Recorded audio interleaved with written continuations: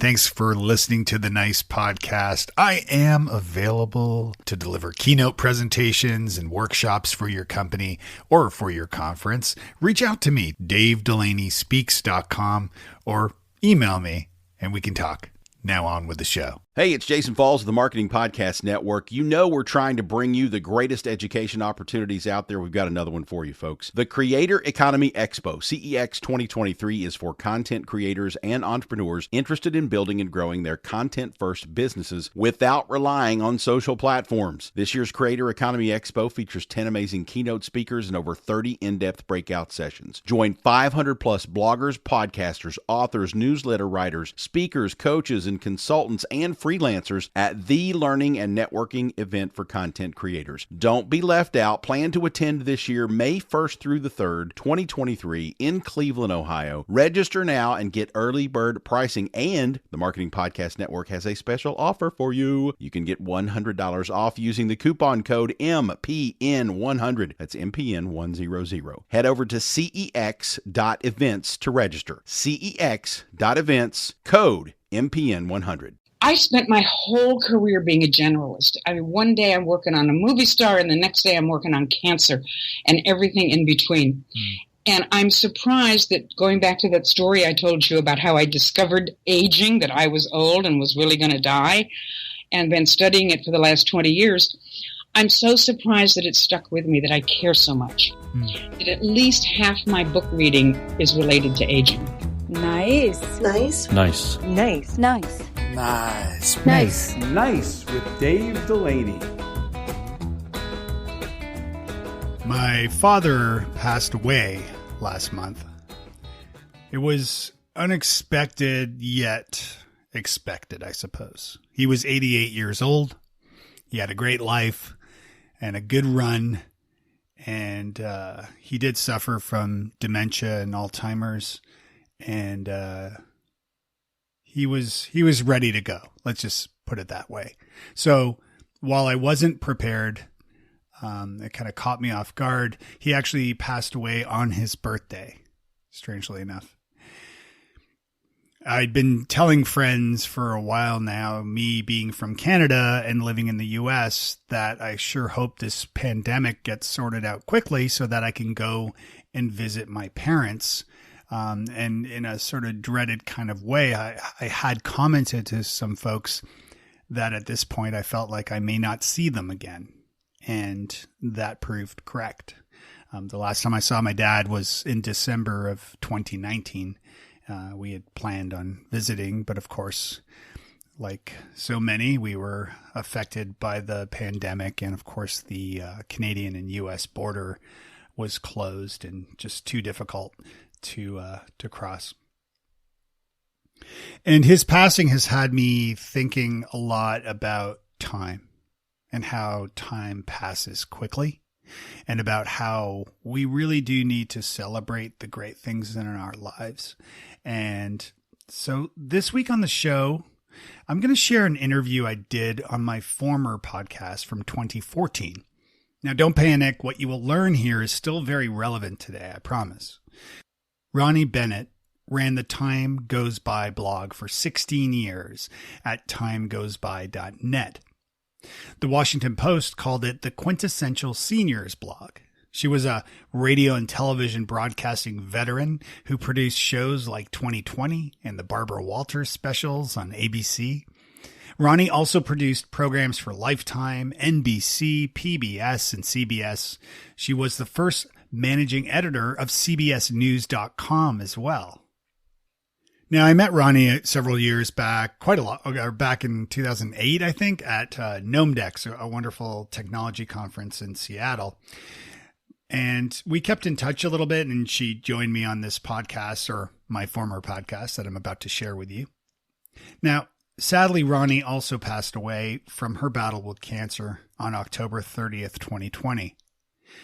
And as I said, with my own father's passing, and then I happened upon, I was thinking about time and how time goes by so quickly as we get older. And that made me re-listen to Ronni's interview. And I realized, gosh, it's such a special conversation that I'm really excited to share with you today. And of course, I went over to her blog, timegoesby.net. And that's where I was reminded that sadly she had passed as well.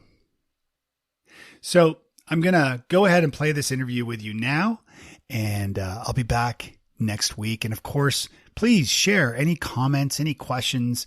I always love to hear from you. If you'd like to record an audio comment for the show, you can do that as well at friend.nicepodcast.co, or you can just click the link in the show notes today. I began our interview back in the day talking to Ronni about her blog, Time Goes By, and how it all began. It's a blog about everything I can think of about aging that comes up. It came out of my own curiosity, the story. There's an actual moment that when I was managing editor of CBSNews.com back in 1995, we started. The CBS gave us an old projection room. So, under the windows where the projectors are, there's a raised dais where all the executives used to sit. And then down below was where all the peons sat to watch the movies. And so we had all of our employees, all of the programmers, all of the writers, all of the designers on the floor. And each of us that headed a department was up at the top. And one day I needed to talk to one of my writers, and I looked around this room of 30 or 40 people. I was 55 at the time. And I said to myself, my God, I am the oldest person in this room by decades, And I didn't know what that meant. When I was really, really young, my teens and young 20s, I was always the youngest person in the room. And, life goes on, and you get jobs and you move on and you do things and you meet people and I didn't think that all this time was going by. I still, somewhere deep inside, believed that I was the youngest kid in the room at 55. Right. And I went home and I couldn't get that out of my head. So I started, I had no idea what it was going to mean to get old. It hit me of, oh my God, you are not the only immortal in the world. Right. And so I spent, excuse me, all the time since then researching aging, trying to figure out what it's about. Yeah. And the biggest problem with doing it in the United States and a lot of Western countries is that nobody wants to talk about what it really is in the mainstream media. And even a lot of research seems to me to be about denial of aging. So you have to do a lot of digging to find it out. Well, you're not alone there. I remember I'm 42 and I was at a tech company here in Nashville. They're one of my clients, and they had a bunch of, they do television production stuff too. And they have video monitors around their office, and they had these sort of internal promotional videos of the staff sort of dancing from a shoot. And so it was sort of B-roll of them dancing. And the CEO, the owner of the company, there's a scene when he's dancing by himself. And I'm standing in the kitchen in the little lounge area with a bunch of people, and I look up and I see him kind of dancing, and they're kind of glancing at it too. And I say, I finally just remembered who he reminds me of, in this dance style. And they're like, and they said, who? And I said, Bill Cosby. And they said, who? And I before all the latest news. Right. And I said, from the beginning of the Cosby Show. And they're like, what show? I kid you not. These kids did not know the Cosby Show. And I'm like, what? Younger people, it's really hard to have a conversation. I'm 73 now, and 20 years old. You and I, we're about, a generation apart. We have all these cultural references that we bring along with us through our whole lives. And the next younger generations come along, and exactly what happened to you. And I'm here to warn you, it will get worse. I know my mom's a really clear indicator of that. Trust me. She's an actress and quotes actors I've never even heard of, let alone the lines from things I've never heard of too. So. Although I tell you, I ran into a funny thing this morning in reverse. There have been all the stories about Frozen. I have no idea what Frozen is. I have no grandchildren. And so, I just, because I'm a media person, I finally got curious. And I guess it's more than a year later, I finally got curious. And there was a story this morning online somewhere about some song from Frozen. Right. That is, after a year, everybody's little kids are still singing it at the top of their lungs and driving parents nuts. It's called Let It Go. Yes. I know it well. So I went to listen to it. I couldn't, what's so special about it? It's not very good as a song. The music isn't that interesting. And it's sung almost in a monotone. And I don't get I understand. It's not even, it's not even annoying, really. It's just, it sounds like, here's a reference. Muzak. Do you remember what Muzak is? Yes. Okay. It sounds like Muzak to me, so I don't know what's so annoying about it. But that's the same problem in reverse, Right. Well, the movie is good. I will give it credit. It's actually a pretty a good film. So, but yeah, no, I know that song, and it will not get out of my head. Really? My kids are 8 and 9, so yeah. Oh, they're the ones who keep it going. You mean? Oh yeah, it's all their fault for sure. Oh, blame it on the kids. Absolutely. I always do. So speaking of age, you said you've been quoted as saying age is a gift. What do you mean by this? Oh, because it gets so much better than when you're. I don't want to go too far with this, but it's a great thing to have hormones go away. I mean, I cannot believe how much of my life. Geez, I want to be careful how I say this. How much of my life was focused on things that go on in the night. Right. You have no idea. Clear up to past 50, you have no idea until you get to 60s, 70s, how much you are driven by hormones. And the reason you don't know is you don't remember life without them. Mm-hmm. And when you get to that point, how did I go to work every day? How did I do all of this other stuff and travel and everything and still do as much of that other thing as I did? That's hilarious. I have no idea, but I don't know why that came to mind first. But I mean, there've been studies that back me up.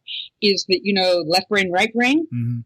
Well, there's some new studies that are showing that when you get older, your two sides of your brains work more together. And what that is, what one guy who's, by the way, his name has been studying brains. Mm-hmm. His name is Roberto Cabeza.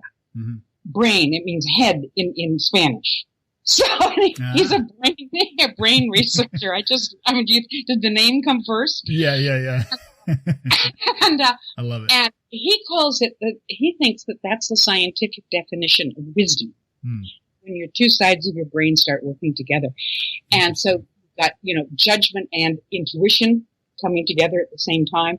And that's really true. What I find is that as much as I forget where I left my keys, or the 3 things I wanted at the grocery store that I didn't write down, I can leap ahead to a decision that I used to have to almost take a page and with a line down the middle and do pros and cons on either side. Yeah.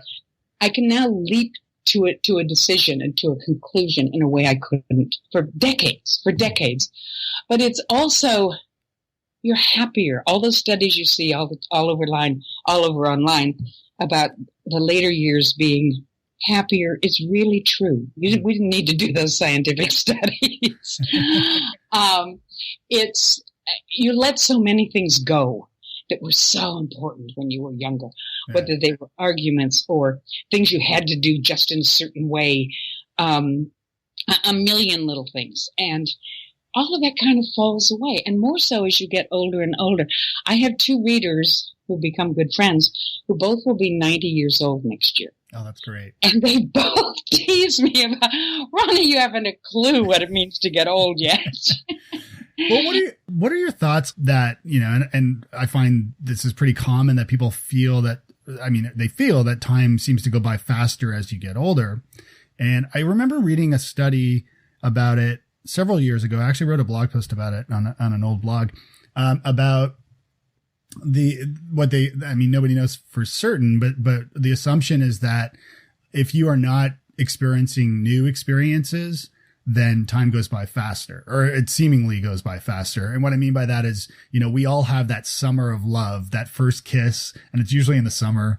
And so that summer sticks with you forever, and it becomes this really long, drawn out memory, as opposed to, the faster summers or whatever seasons go by as you do sort of redundant stuff, or are you just doing the same thing over and over again? I don't know. Have you heard anything like that? Many theories. I mean, the phenomenon of time speeding up, because by the way, Christmas was last week in 2000. Yes. Yeah. And I feel that way too, by the way. But there are many explanations, and it's one of my fascinations all my life. So about every 2 years, I get on a time jag and write a whole bunch of blog posts about time. Right. And that's one of the explanations. Another one, of course, is that when you're 6 years old, a year is 1/6 of your life. You know, and when you're 45 or when you're 75, it's a little teeny part of your life. So when you're a kid, it just seems forever from Christmas to Christmas. Not so much when you're our ages.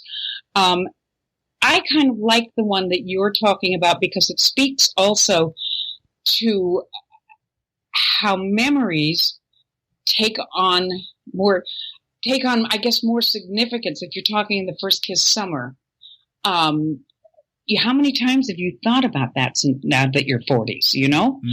A lot of times, whereas whatever happened yesterday, maybe your kid did something spectacularly wonderful yesterday, but you only had 24 hours to think about that. That's not as strong a memory yet, you know, depending on how much more you think about it. Hey, you're listening to the Nice Podcast with Dave Delaney. That's me.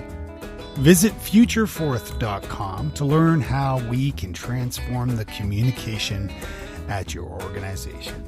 And if you need a speaker for your next online event or your in-person conference, are we doing in-person conferences yet? Soon, I hope. You can visit DaveDelaneySpeaks.com and you'll learn more about working with me there. All right, let's get back to the show. So there's something to that. And there are many, many other explanations. All I know is that, you know, it just, even whole days go by. I just wrote a line for a future blog post of something, what was it that I said? Something about tomorrow. I don't know. It was something about tomorrow being here in about 5 minutes. Right. That's true. That is so true. And I don't seem to be, and I don't know how this is meshed with certainly slow. I'm quite healthy, and I think I'm, you know, as good as I was 20 years ago. I'm not. Physically, I'm talking about. But I'm in good shape. Nevertheless, I seem to do things, I must be doing things more slowly because I can't get as much done in a day. So although I think I'm walking to the store just as fast as I did 20 years ago, apparently not. I mean, I don't know, but I can't cram as much stuff into a day as I used to. Interesting. You mentioned a lot of the listeners to this show have blogs themselves, and I'm curious. And from my as a writer myself, I'm curious what your process is like. I mean, you just hinted on kind of jotting down an idea. What's that process like for you? Well, a lot of it's just what's going on in my head. I also keep a journal. And I just put, you know, the header is, I keep other things in it, but I really story : and I scribble things down that I'm thinking about. And I have very long-term projects that go over a long period of time. One that I haven't started yet. I'm not interested in having a boyfriend. However, I'm interested in the proliferation of dating services for old people. And so I'm wrestling with myself about signing up for one of them and seeing what happens. I mean, you know, I don't know how this works. We had dating services in newspapers and magazines when I still cared, you know. Yeah. So I've not done this online stuff. And that's a long-term project. If I think I have a little bit of a problem with the ethics of it, maybe in that should I actually go out and have coffee or something with some guy? I'm not looking for a date. I'm not looking for a relationship. I like living alone. But that's obviously a long-term thing. I mean, you have to, you know, go through the signing up and the whatever the process is and be able to describe it. So that's a long-term project. I have another long-term project of all of the services that people my age would need. Sorry about that. That's okay. I don't know how to turn off my cell phone, which kind of that really angers me. And there's another one on pensions. This new thing that was just passed by Congress on the weekend allows certain kinds of pensions to be cut after they're already being given to people. How can you do that? Yeah. And so that's a long-term project. There's a lot of research to be done in that. But mostly I operate day to day. Interesting. Of whatever interests me at the moment. Also, my readers give me good ideas. A guy wrote to me from Wyoming last week saying, he said, I'd like to know your answer and your readers' answers. He said, I'm 82 and I'm healthy and I live by myself out in the middle of nowhere in Wyoming. And I find myself putting off things just because, hey, how long am I going to live? And it doesn't seem worth the bother. I think that's a fine attitude. I think so too. And I laugh because I had just spent at this time of year a bunch of magazine subscriptions. I still read in print sometimes. Some do. And I realized that for a number of years, I only renew for 1 year. I might not live for 2 or 3 years, so I spend the money. And, that's funny. I read a lot. I mean, I spent my whole career being a generalist. I mean, one day I'm working on a movie star, and the next day I'm working on cancer, and everything in between. And I'm surprised that, going back to that story I told you about how I discovered aging, that I was old and was really going to die, and been studying it for the last 20 years, I'm so surprised that it stuck with me, that I care so much.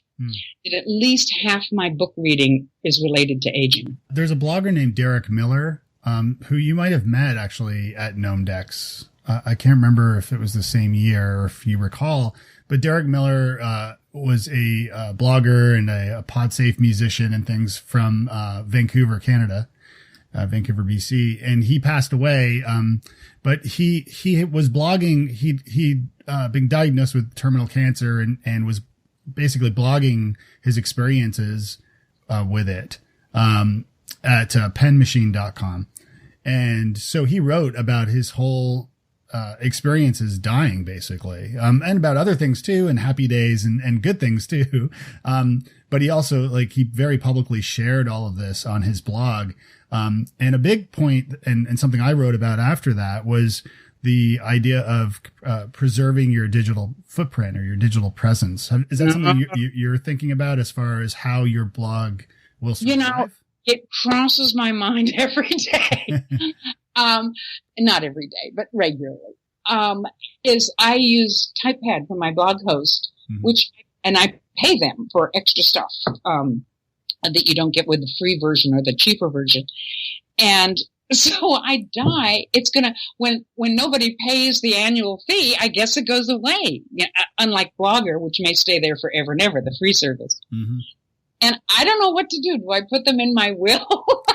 It seems to me that, not to pat myself on the back too much, but there's some value to a lot of what I've written. Yeah. And by the way, can I tell you something you haven't asked about that? Sure. And I haven't written in a long time, and it reminds me it's time to do it again, or at least to update mine. I have a post written, headline, "If you're reading this, I'm dead." That was his last post. Yes, and I don't remember the name, but I think I remember that last post. Yeah, that was Derek's post. And I have one, and I've written about it, because what happens when you have a community like mine, and it's a very strong community of the people who comment, I don't know about the rest of them,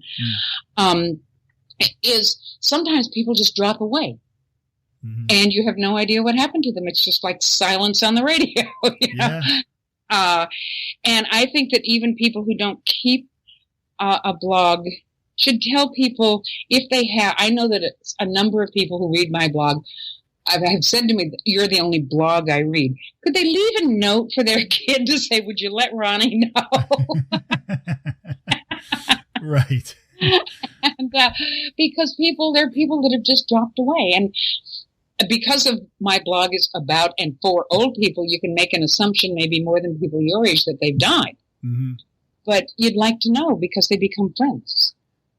Well, here's an idea for you that I just thought of. You could create you could connect your TypePad account with your PayPal account. If you don't have one, create a PayPal account, and then have a PayPal tip bucket on your website on stating the reason why it's there, so that people can contribute money towards it. And if they're contributing money towards it, then that automatic process will go through and pay for that hosting fee.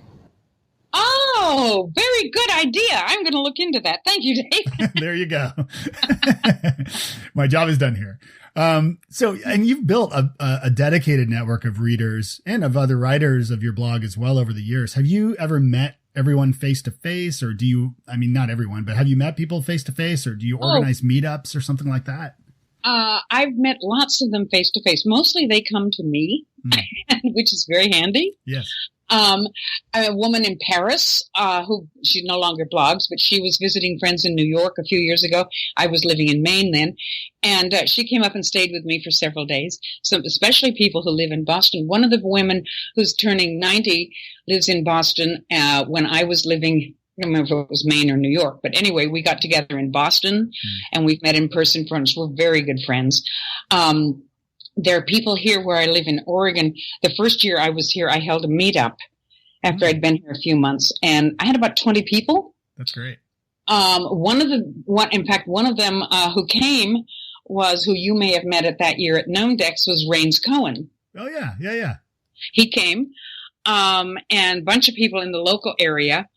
A woman who lives in San Francisco who wrote, she hasn't lately, but wrote my Gay and Gray column. When she and her partner were up here in Oregon, she and I spent a day together a year or two ago, and so on. I guess there have been about 20 of them. And even some that I haven't met in person are really important close friends. Oh, of course. Yeah. I mean, we have a lot of great friends that we make online that sometimes we never even meet. But yeah, I guess that's the reason why I was asking about the meetups, or, meeting people in person, at least for a coffee, just because I always find that when you first meet the person, in person, it sort of solidifies that relationship, or it makes it stronger somehow. I absolutely agree. But I also think that for old people, I think that blogging and the internet in general, but of course, I talk a lot about blogging because I really believe in it. But I think when you retire, this may not be true with your generation and beyond, when people have to become their own kind of freelance businesses more than in the past. But if you go to a place to go to work, there's the camaraderie, the water cooler hanging out, the discussing what you saw on television and these days online last night and that sort of thing. And when you retire, that goes away. And I never realized how important that was until it went away. You don't even think about it. I mean, lots of people meet their spouses at work. You make good friends at work. But then there's these periphery people that are all part of your social work thing. And every day, dozens maybe of people are the ones you talk to in the other offices and even other countries to do your work every day. And all of a sudden, it's gone and your world shrinks. Then as you get older, old friends die, or they move to Florida, or children may move a long way away. And yes, Skype helps, and all those, ads on television about tablets and talking to the grandkids via tablet is fine. But that's, that's your family, and that's okay. But your world shrinks down to this very small number of people. Then add in that sometimes your mobility changes and isn't so easy. Whether it doesn't even have to be that you use a wheelchair. It can just be that you don't drive at night anymore. Many old people don't. And or you don't want to drive on highways anymore. And so your world gets smaller and smaller. And I think that for me, the internet came along. It was so exciting, just in time. Once I understood that, oh my God, I can make real friends this way. And I have. The whole world is open. I know people all over the world now that are very important to me, and I'm important to them. I love what you talk about with blogging. And I mean, your presentation at Nomedex, I can't remember what year it was, maybe 2008 or 2008. So. Yeah. I'll include a video. I think there's hopefully video on YouTube. I'll include a link to that in the show notes at nbnradio.com. Oh, I'm so nervous public speaking. I'm not anywhere near as I'd like to be at that. Yeah, but you're always your own worst enemy or critic. You did great. And you always stuck with me, like that presentation. I mean, I don't remember all of it, of course, but it was a while ago now, but you made a point. I remember you making a point too, because you're talking to a room full, like for those who don't know, GnomeDex was a very technical conference. So it was a lot of early adopters of technologies and things, hardware and software. And also mostly very young people, programmers, a lot of young people too. Designers. Yeah. Yes. And you spoke and you were talking about, cause you're also talking to a lot of designers there, and you're talking about designing websites and how a lot of young designers don't consider the audiences, if they're maybe older people that are accessing these websites. And I remember you exclaiming to the audience, you said, "These black screens with white font, you're killing our eyes." And I remember the audience just lost it. It was just so funny because it's so true. And it's something people don't think about. Mostly we've gotten over. That was a fad that went away. Mostly we've gotten over. But a later one is now, websites with very large print, which, I should approve of, right? And lots of white space, except most of the time the text is gray on white. I mean, come on. It blends right into the white. Now I got to go check my blog. I'm like, going to awkwardly walk away from this conversation and go look at my blog. You've worked as a radio. I mean, you've had a great career. You've worked as a radio and television producer for shows like 2020, Barbara Walters specials on ABC, shows on Lifetime and NBC, PBS, CBS, everything. I hit every one of them, didn't I? Yeah. I mean, and you were also like the first managing editor, as you mentioned, of CBSnews.com, which is amazing. How has networking shaped your own career in broadcasting? I think that it was more haphazard. Now we're all, for years now, there are hundreds, thousands of stories all over the web about how to network in all the various different ways, and it keeps shifting and changing. It was all telephone. We actually talked on the telephone in those days. There was no email till toward the end of my career. So if I was working in my earliest years on local talk shows, I worked for a long time at local CBS in New York. PR people called me up on the telephone and said, "Hey, Ronni, would you like blah, blah, blah guest?" And you get to know these people. And in those days, there were giant PR budgets. I could eat out every night of the week and every lunch if I wanted to on other people's PR budgets. Mm-hmm. And you met lots and lots and lots of people. And the funny thing about those local shows in New York in the 70s into the early 80s is about every 6 months, all the segment producers would go up in the air and come down at the same job, but at a different show. And about every 6 months, opposite time of the year, all the PR people at the movie and book companies and a few others, they would all go up in the air and come down at the same job at a different company. We all had to change our Rolodex numbers. Right. But I met tons of people. I had friends who worked in other industries. How do you know so many people, Ronni? It all started with PR people, and that expanded. You'd meet somebody for dinner, and they'd bring 2 or 3 friends, and they said, "Oh, you can bring somebody," and they may or may not be in the same business. So it kept, it was like ripples in a stream with a pebble. Mm-hmm. And there was a point in time where I was forever getting phone calls of, "Ronni, I just got laid off. I need a job. Do you know anything?" Right. And I usually did. I had heard from somebody at Viking Books of, "Oh, we lost one of our publicists, Ronni. Anybody you can think of that would be any good at this?" Mm-hmm. And so it was the kind of job that I had to make no effort to know people. And I don't know how I would do that today, because when you talk on the phone regularly, you get, like we talk about all kinds of things, not just the business at hand. So over a period of time, you really get to, even if you haven't met them in person yet, you really get a sense of the person and what you have in common and what you don't, and so on. So you make friends that way, but it was so accidental. Mm-hmm. I'm so happy I'm not working now. From what I read online and hear from younger friends, is that you have to, that there seem to be systems or methods of keeping your networking system going. Mm-hmm.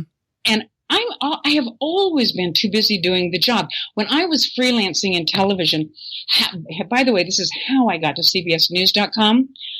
A friend had called me who worked at CBS in television and said, "You know all about the internet, don't you, Ronni?" I said, "Oh, but I use it. It was primitive, 1995. Yeah. She said, "So we made a date to have dinner and then come to my house and I'd show her about the internet." It was 2 weeks hence. In between, she called me and she said, "Ronni, I have good news and bad. Bad news is I have to cancel our dinner date. The good news is that I've become executive producer of the brand new CBSNews.com, and you need to come to work on Monday as my managing editor." I love it. I love it. And that was, and the reason she and I were friends for many years is that when I was at Barbara Walters Specials, and I've forgotten the interview we were preparing, but I needed a lead in of 60 minutes, the clock that goes tick, tick, tick. Yeah. And I kept calling CBS to get the video, and they kept pushing me off. I mean, I went through 10 people till I finally got this woman. I said, "Look, here's what I'm trying to do. Barbara Walters Specials, da-da-da." And I said, and worse, besides wanting the clock video, I want it from a certain time. I needed whatever, 54 minutes or seconds or whatever it was. She said, "Sure, I'll send it over by messenger." And so then I felt, after all I'd gone through at CBS, so many people, I owed her. So I took her out to lunch and we became friends. And so there's a networking story 20 years in between for you. Yeah, but there you go. I mean, the example there is that she helped you out. She caught you out of a bind, and you could have said thanks, and that was that. But instead you said thanks, and you said, "You know what? Let me buy you lunch." Right. And a friendship was born from that, which is fantastic. And it got me a fabulous job 20 years later. Yeah. I used to be jealous when I worked in television. There were always these old men that worked in the studios where you were doing the shows. Mm-hmm. And they had been there in the 40s, in the beginning of television. And they would tell you all these fabulous war stories of things that went on back in those days. Uh-huh. And I was so jealous of them having been there at the beginning and watching it grow and burgeon and change. And I was there at the beginning of the internet. When we started CBSNews.com, there was only CNN.com just starting. There were no other news websites. And none of us knew how to do this. We were making it up as we went along. And we would look at CNN every day and steal little things that they were doing to their website. And then they would look at ours and we could see the next day they stole that from us. And it was so much fun. There were no rules, and we were I remember that I stayed up with the head of the graphics department half the night one night. It was for the election in 96. I had written a biography of Liddy Dole, Bob Dole's wife. And because CBS has the most fabulous archive of video, I was able to find photographs I could pull off of the tape of her in college graduation and younger, all these things through her life. Yeah. And we stayed up all night and put pictures next to the text of the story I had written. Neither of us knew enough HTML to really do it well. It was really a lot of work of trial and error. Sure. And we were done at midnight or 1 o'clock. Nobody had ever put a photograph with a news story before.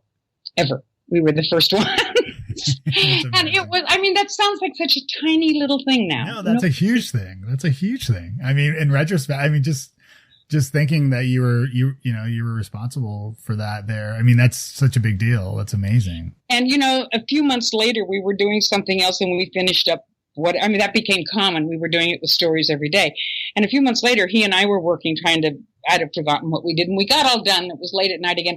He said, let's go look at that Liddy Dole story that we did. And we pulled it up, and we wanted to crawl under the desk. It was so primitive compared to what we had learned in 6 months. Do you ever play with the Internet Archive? Are you familiar? Yes, I am. Okay. And, I've never looked that up. Maybe I should go try. Maybe they're there. You should. It's always fun to look up friends' websites and other big brands' websites and see just how they started. Because, that's the thing. And a lot of the time people are so hesitant with starting, even podcasting. People are hesitant to start. And it's like, it doesn't matter. Like, the first stuff may not be that great, and you're only going to get better as you learn, right? Which is the same in life. So it's important to just, get out there and do stuff and try things. It's okay to fail, It's totally okay to fail. Yeah. So knowing what you know now about networking, if you had to start your career over today, what would you do to build your network from the ground up? Oh, you can't ask me that because from everything, no, you can ask me. I can't answer that. I am so happy that I don't have to start a career today or even, be even 10 years into it. I think I said earlier that my problem with a lot of the work about keeping your career going or building a career and all of that got me in a lot of trouble through the years. Oh, I left that whole part out of the story earlier about going to work for CBSNews.com, is I always have been so busy doing the job at hand that I forget to look for the next job. Mm. And when I was freelancing, when my friend called me about, now we have to cancel dinner, but you have to come to work for me, I had just finished writing a script for, I think it was, remember that old CBS show that, the historical documentaries they were. And I had just finished a script for them. And I looked, I got done. I turned in the script. We did it, all the fixes we had to make. And I'm leaving. I'm over.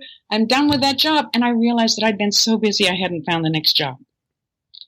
And I'm so bad at that. You're not alone. I think so many people get caught up in the day to day that they don't look down the road. I'm guilty of this too. I run into this all the time because, I'm a consultant. So I work for clients and sometimes I focus on my client work. And then the next thing I know, I wrap up with clients and suddenly I don't have any new clients. And I learned this very early on when I started consulting and when I went out on my own a few years ago now. And, it's something that happens and it's scary. And, I've read all the stories through the years about those awful, awful questions places like Google asks potential employees. Who the hell do they think they are asking questions like that? I can't make any come to mind, but they have nothing to do with whether you can do the job or not. And it comes down to, yes, you want smart people, whatever it is that your company does. But it really comes down to the day-to-day. Can you do the job every day? Mm-hmm. And it's up against a headline. And do you know what to do when everything goes wrong? When I was producing television shows, especially live ones, but it applies to tape too, is I would run through my head every possible thing that could go wrong and have a solution for it. And if you think live television, a camera goes down, your third camera goes, what are you going to do? You'd better know because there's no stopping a live show. Right. And so on, whatever that might be, depending on what the problems that could come up. And I value that a whole lot more than whether somebody can answer an esoteric question that doesn't even relate to the job at hand. Now, I can't go around telling people how to run their business, but I'm pretty sure somebody hit me with that, I would just pick up and walk out. Right. Yeah. Okay, a few last questions before we go. I don't want to keep you. So what's your favorite app right now? Is there an app that you've been using that you like? I'm not an app person. You would laugh at, I've got maybe 24 and half of those, the cell phone company put on my phone. Mm-hmm. But it's the most amazing thing. And I shouldn't be so amazed. If I knew more about apps, I wouldn't be amazed. But here, I live just outside of Portland, Oregon, and the transit company has an app. And I can go, it works. It's the most amazing thing. I can go in there and put where I am and where I need to go. Yeah. And it tells me exactly where to get the bus or the train and exactly how long till it's going to be there. Yeah. And it just awes me. That's fantastic. Yeah. And by the way, don't laugh at me, but I love that I have a flashlight on my phone. No, I just used mine this morning. I have a really dark closet near the front door, and I used it yesterday because there's no light in that closet. Do you want me to tell you what I was using mine for? What? I carpool to take my kids to school with some neighbors' kids. And this morning, one of them had crickets in a little box to take to school to show the class. And of course, he opened it in the car. And so like three crickets have escaped and are now somewhere in my car. And so I was using the light to try to find them. Did you find them all? I did not. And I pick up my mom from the airport in just a day. So hopefully they will be gone by the time she gets in the car. We'll see. I'm not a game player, so people keep sending me, things on Facebook that I only use to distribute my blog. I don't do anything else there. But to play Candy Crush and all of those other things, I don't do that. Right. But I love those really practical apps that, when I might not need the flashlight every day, but it's there and it's so cool. I don't have to carry an extra piece of equipment with me. Do you have That's what I like about a camera in the phone too, now that they're really better cameras. Yeah. Is that it used to be the amount of junk I had in my handbag, and I don't know what you guys do with, do you have enough pockets for everything we used to have to carry? But I really like the real practical ones like that. Do you have, what's your name on Twitter again? Twitter, Ronni7. Okay. Ronni7. The only thing you'll see there is that automatically my blog goes up there. My blog posts. Oh, you're not active there. No, I don't do anything else. Okay. I mean, how much time is there in a day? Well, that's what I use on my phone. Like I'll use, if I'm waiting in line at the grocery store, I'll check Twitter. Oh, I talk to checkout lady. No, not when I'm facing them. When I'm waiting in line, I'm not rude that way. Don't worry. Although I was standing in line yesterday at the post office, and I was on my way to meet someone for lunch, and it was a long line, and it was taking forever. And I'm looking around the post office trying to find a clock on the wall. Oh yeah. And I couldn't find it. I thought, how do you have a post office without a clock? And I said to the lady behind me, I said, you'd think there would be a clock in here. And she was wearing a watch, which I don't anymore. Mm-hmm. And I suppose I'm supposed to use my cell phone for that, but I forgot. It's funny. I've never worn a watch ever. And I'm 42. And my thinking with watches, I don't know if you might feel the same way, was that a friend and I, an old roommate, one of my closest friends still, he never wore a watch either. And we used to joke about it all the time, asking each other what time it was. But you can find the time. Like, I'm from Toronto originally. So you could find the time if you ever needed to know what time it was. That was sort of my thinking. It was, there used to be somewhere I could ask somebody, or I could look up. Yeah, as you said. But it used to be walking down the street. There were like light poles with clocks on them all over New York City. Mm-hmm. And other cities, I assume, too. And any store you walked into, or the post office, for God's sake, had them. And now I think we're also on our own. We're just supposed to always have our cell phones out. So I also think the postal service, their customer service is so poor that you're always waiting in line there, and they probably don't need a clock to make. You're right. They don't want you to know how much time has passed. Right, exactly. What's a favorite book you've read recently? Oh, I just wrote about it on my blog. It's called How to Be Old.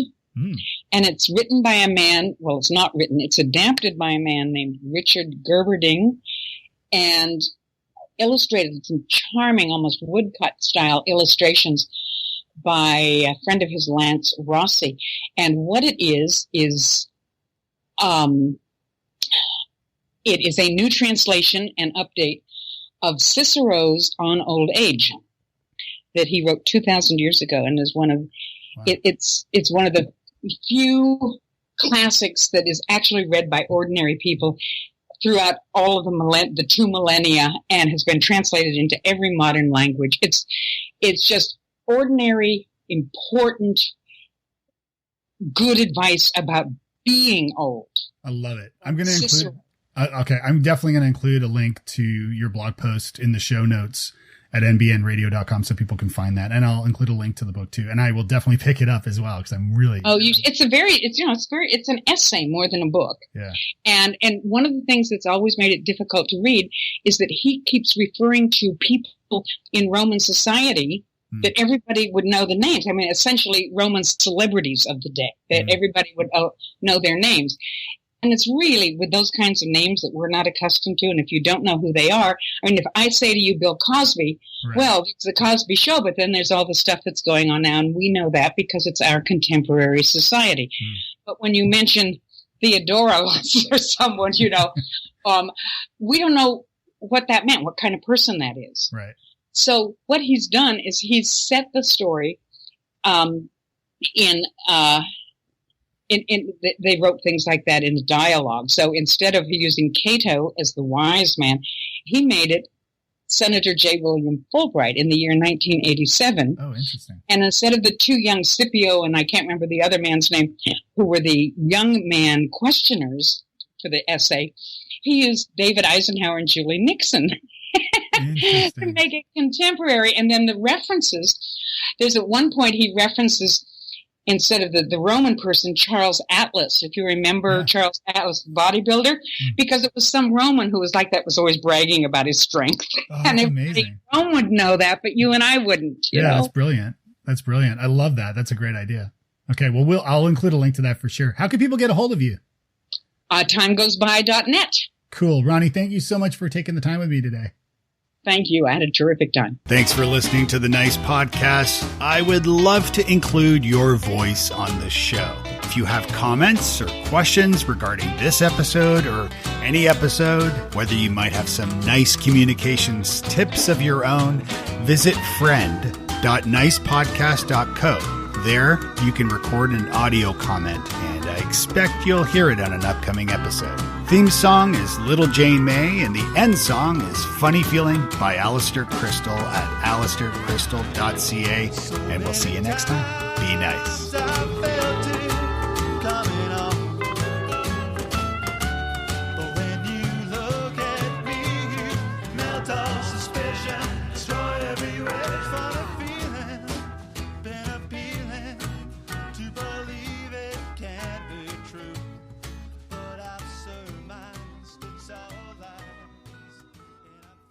You may know you're listening to this show along the Marketing Podcast Network, but did you know there are other great shows on MPN to help your business? Amy Rosenberg hosts a great podcast called PR Talk. Amy, tell us what these fine folks will get when they listen. So we interview thought leaders and sometimes the media to not only learn about our jobs better, but to expand into new areas that tie in well with PR. But we also explore kind of what we think is more interesting. So things like work-life flow, diversity, equity, and inclusion, and just broader topics like that. Very interesting. Where can people subscribe? We're at prtalk.co, marketingpodcast.net, or you can search for PR Talk wherever you get your podcasts. You heard her. Go subscribe.